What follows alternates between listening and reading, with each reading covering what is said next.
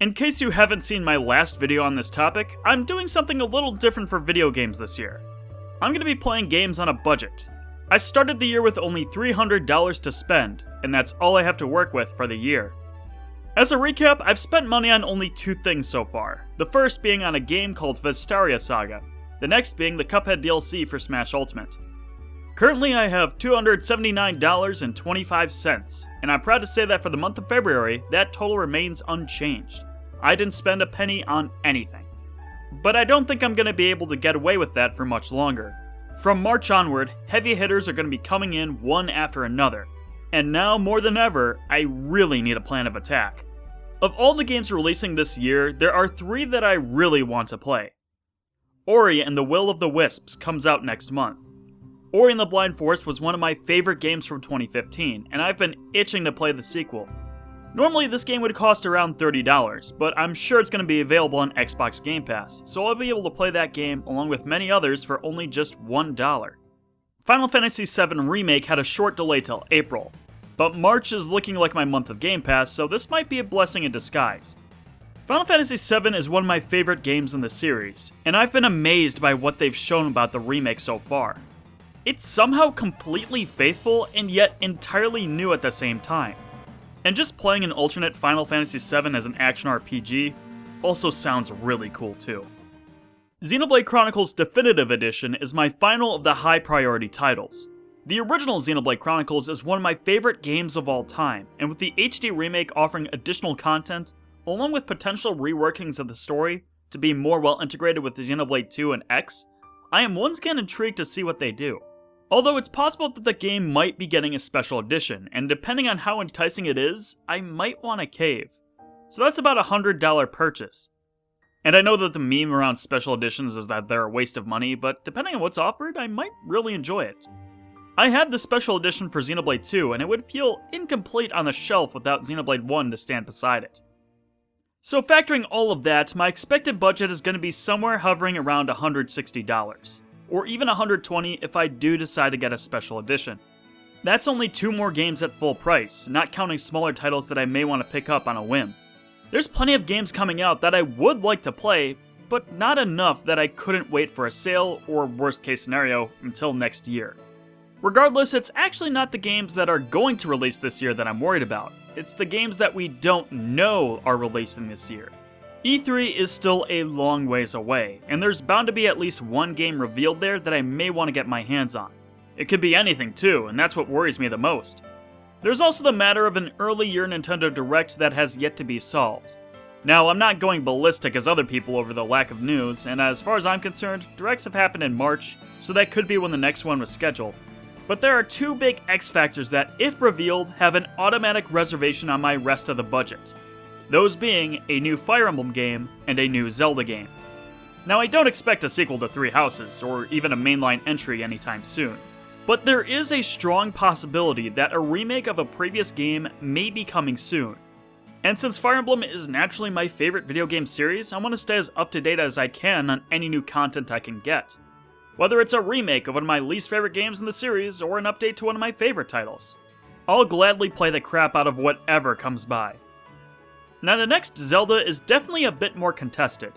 No one can seem to agree whether it's going to come out or not. But I think we can all agree that Breath of the Wild 2 is much farther along than the initial trailer led us to believe. Now, if we get confirmation this year that it won't be coming out soon, that's all I need to know. But as long as the possibility exists that it could come out this year, that's something I have to plan for. Anyway, that's all I have to lay out as far as new games this year. Now we can get on to what I've been playing this month. And, well, most of my February has been playing a little bit of multiple games. I'm doing a certain video in the future that I should be hopefully getting up pretty soon, so I don't want to spoil it just yet. Though there are a few other titles that I put more focus into that I want to cover here. Considering how addicted I was to Resident Evil 4 last month, I had to solve that mess the only way I knew how, by playing other Resident Evil games instead. So I decided to step back into the world of survival horror, into the Spencer Mansion with Resident Evil. To be upfront, I'm not blind to this game. I've actually played it before with a friend, but only starting from partway through into the game, so I've never had the full remake experience, much less on my own. I initially wasn't feeling the game, thinking my chance to really enjoy it had passed by. But during my second session with the game, things immediately started to turn around. What I've noticed about the older RE games is that you have to get into a sort of rhythm of playing them before you can really enjoy them. The RE rhythm. Wait, hold on. I can make a pun out of this. The rhythm! Once you're able to get into that rhythm, opening doors and finding items can inject just as much dopamine as progressing through a Zelda dungeon. In fact, this is what I find awesome about this particular style of game. It's navigating through one huge puzzle box and slowly piecing together where to go and what to do.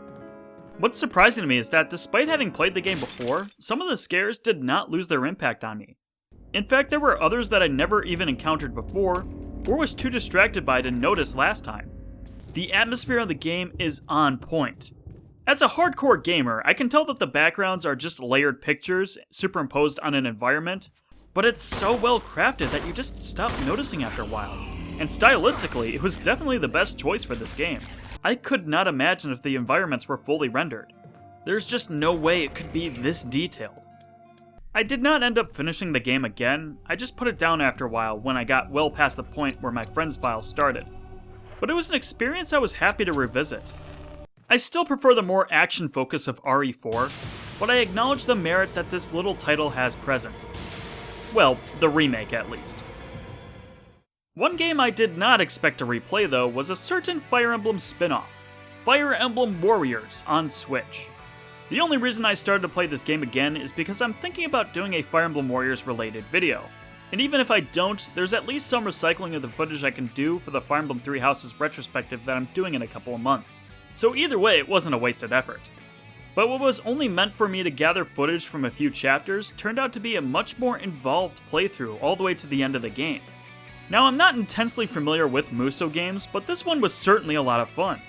They get a lot of flack for being mindless button mashers, and to be fair, the combat certainly is. But Fire Emblem Warriors allows you to give orders to different soldiers to capture points and defeat enemies and switch between them. Turn the difficulty up to hard or lunatic, and it's crucial you keep managing your army throughout the battle in order to claim victory. But also, a Fire Emblem action RPG is something I've always wanted, and as of now, it's the closest thing I have to that. So this is a game I just can't pull myself away from, and I'm okay with that being the case. But Warriors wasn't my only time playing Fire Emblem titles this month. I mean, it's me we're talking about. I'm always going to be playing a little bit of everything, finishing playthroughs of previous save files abandoned after so long, attempting more Iron Man runs, or even diving into brand new content from my personal Game of the Year from 2019. Mid-February saw the release of Cindered Shadows, a brand new side story taking place during the first part of the game, featuring an underground setting, new characters, and some of the most difficult combat Three Houses has to offer. From what I can tell, my opinions are a bit higher than the rest of the fanbase on the overall quality of the DLC, but even still, I'm kind of mixed on it. It provided some of the most tension and worrying moments I've experienced in all of Fire Emblem, but is also bogged down by some of the worst of Three Houses aspects, and the feeling that it needed to pad out the game to make it at least a 10-hour story. A 10-hour story that is just stupid from a writing perspective. It's fanfiction schlock that makes me cringe more than actually providing something substantial to the narrative. The new classes are pretty fun, and Abyss in the main game looks like it has a lot to offer, so I'm looking to diving further in when I get the chance. After all, I'm still far from done when it comes to Three Houses. And that's everything significant I have to say when it comes to my gaming vlog for the month of February. I'm sure March will have more stories to tell, so be sure to check back then to see what's going on for Chris the Fields.